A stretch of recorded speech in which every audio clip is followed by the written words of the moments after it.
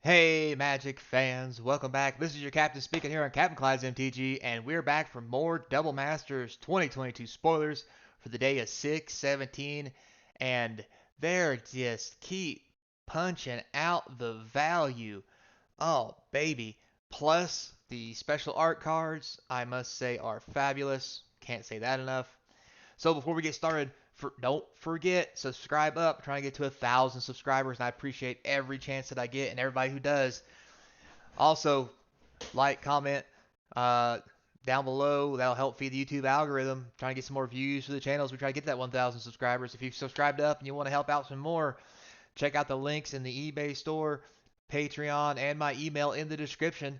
And let's talk about buying, selling, and trading. So, without further ado, let's dive right into the new Double Masters 2022 spoilers.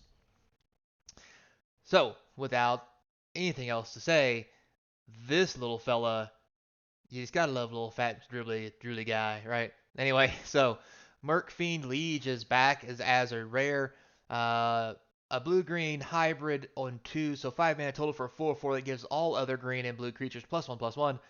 Untap all green or blue creatures you control during each other player's untap step. Yep, that's right. This is for Commander. Um, but all in all, it is a good card. It will be really fun in draft, just because you always get to untap your stuff. Everything's got Vigi to some degree, and it's going to be pretty sweet. So not a real pricey rare, but good enough. Then we have this one, the Kithkin Knight. So it looks like we're going to have all of these kind of cards back from Morning Tide era, basically. White, blue, white, blue, white, blue, and 4 mana total hybrid. So 1/3 with flash. White creatures get +1/+1. Blue creatures get +1/+1. That's all other creatures. It's also a rare. Damnation. Damn. That's right, guys. Damnation has finally been reprinted into Double Masters. And man, it's about time. This card is pretty pricey. And who doesn't love a Black Wrath of God? I mean, pulling one of these out of a pack, you just can't be unhappy about that. The poet didn't know it. Anyway, Ashen Moor Liege, hybrid mana of black or red, total of 4, 1 colorless. It's a 4/1. Other black creatures get +1/+1. Other red creatures get +1/+1. And whenever it becomes a target spell or ability and opponent controls, that player loses 4 life. Pretty special. So, yeah, this thing. Next, Atarka's Command's been reprinted. So it's really kind of fallen off the map here recently. So, not as good as it used to be, but still a strong powerhouse in modern. Red and green, for those of you who don't remember this back in the Khans age, your opponent can't gain life. You get to pick two things. Opponent can't gain life. Target's command deals 3 damage to each opponent. Commander. Anyway, you may put a land card from your hand onto the battlefield, or creatures get +1/+1 and gain reach till end of turn. Pretty sweet card. Next, we have Go for the Throat. One of the better black removal cards. You just can't kill. You can only kill things that are not artifacts. So with that said, it's almost as good as Terror. Matter of fact, might as well be Terror. Um, because it can't kill black creatures, so it's almost a better Terror. This is some premium removal, especially in draft. So if you're going to play draft in this set, I highly suggest you pick this bad boy up. Next, moving right along, Izzet Boilerworks. That's right, this is the beginning of the Balance Lands. Now, we've already spoiled these to some degree in previous videos, so I'm not covered a whole lot, but these are the Bounce or Karoo lands that we've always heard so much about. So we've got this one. This is the special art. Obviously, we have the Azorius one, and of course, we have all the rest, so forth and so on. Now, with that said, I'm sure the basic cards are going to be not so hot. These are uncommons, though. These special art ones, especially foil ones, are probably going to be a pretty penny because it's the first time we've seen them. And I'm not going to lie, they do look kind of sexy. So, moving right along, next we have Grand Arbiter Augustus the Fourth. Say that 5 times fast. So, one of the most popular commanders here lately. It's a blue, white, and 2 for a 2/3. White spells cost 1 less. Blue spells cost 1 less. Spells your opponent casts cost 1 more.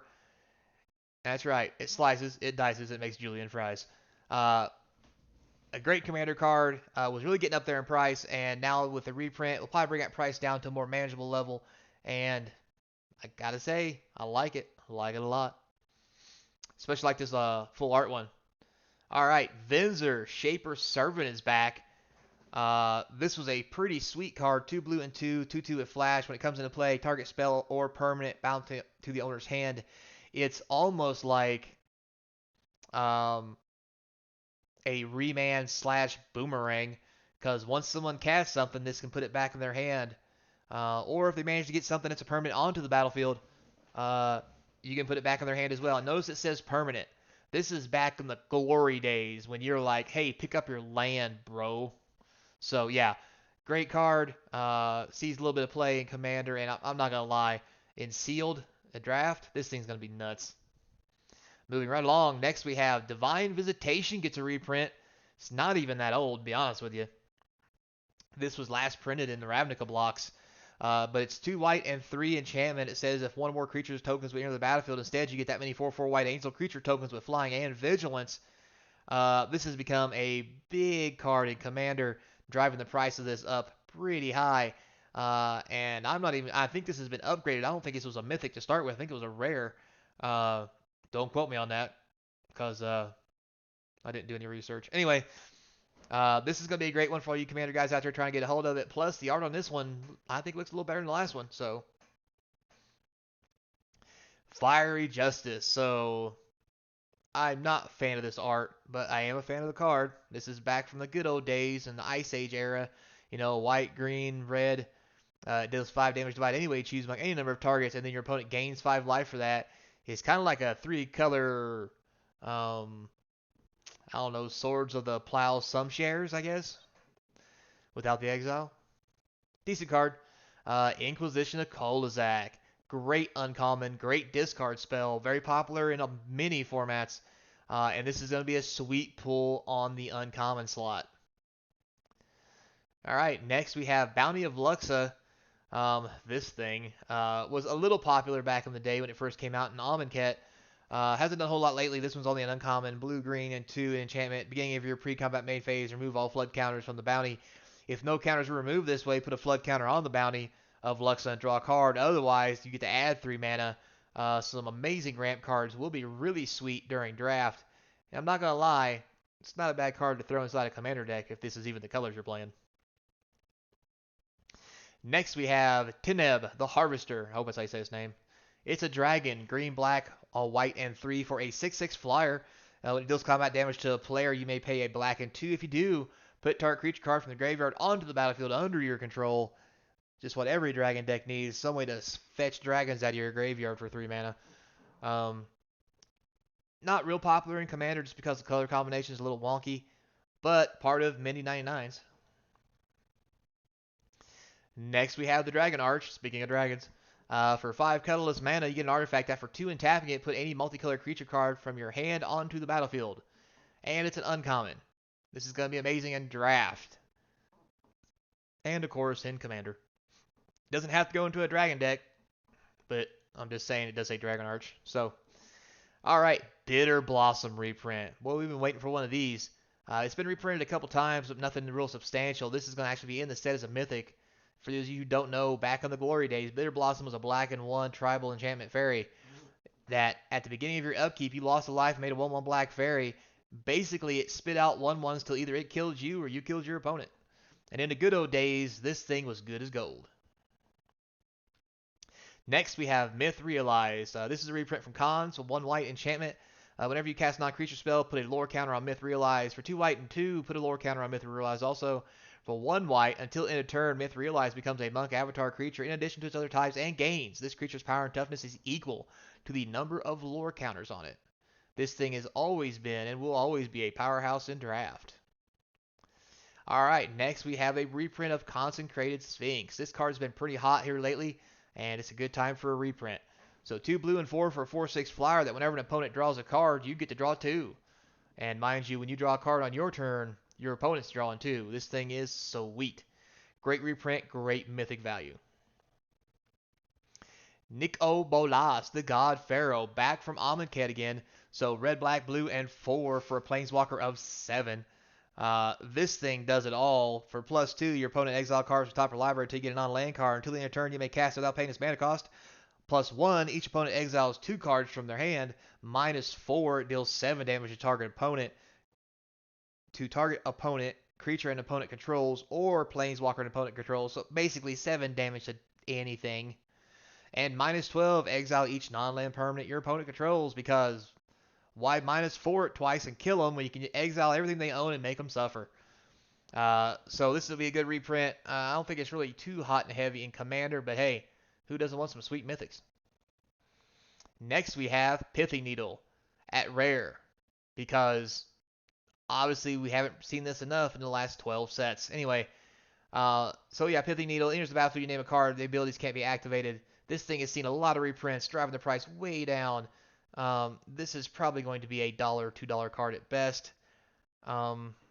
Let's hope not, but that's what I'm going to call it. So, Next, we have a sweet one. It is Zur the Enchanter. Oh, I believe this is from Ice Age. Oh, God. The days. So for a black, blue, white, and 1, you need a 1/4 flyer. When he attacks, you search your library for an enchantment card, mana value 3 or less, put it onto the battlefield, and then shuffle. Maybe this is a new one. I'm pretty sure this is a reprint. I just don't know what it's from. But I do know that a lot of Zur stuff was in Ice Age. Probably should have looked that up before I did this channel. Anyway, moving on.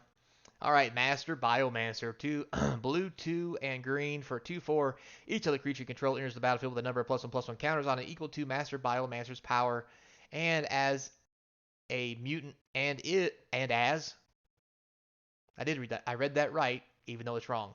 And is a mutant in addition to other types. This is so weird. Anyway, so not the greatest rare. Probably going to be the dollar bin side. After that, we've got this sweet thing. You've seen it on the picture. Let's see what it does. It is Aminato, the Fate Shifter. God, what a name. Anyway, so it is white, blue, and black. Legendary Planeswalker comes in with 3 loyalty. +1, draw a card, then put a card from your hand on top of your library. It's pretty much draw a card, put a card from your hand on top of your library. It's like a jacked up brainstorm. That's exactly what that is. Anyway, -1, exile another target permanent you own, then return it to the battlefield under your control. We know how much Blink is in this set and how popular it's going to be. So if you -6 it, you can choose left or right. Each player gains control of all non-land permanents other than Aminato the Fate Shifter controlled by the next player in the chosen direction. Can also be your commander. So this is a sweet mythic, a sweet reprint, and man, am I happy to see that this is in a set. I mean, we knew it was, we've seen the picture, but it's nice to actually see it get spoiled. Good value here. Moving on. Oh, looks like that is it for us today for the spoilers. We got through them pretty quick, even though there was quite a few. So with that said, guys, thanks a lot for watching. Don't forget, my Commander Legends Battle for Baldur's Gate product has come in. If you're looking for me to do a box opening for you on the channel, make sure you hit my email up, and we'll work something out. Also, I've got draft, set, and bundles, and I'm probably just gonna open a bundle for myself for giggles, cause they got set booster packs in them, and set boosters have rares and etched, and oh my. With that said, though, until next time, be kind. And as always, I hope to see you across from the game table.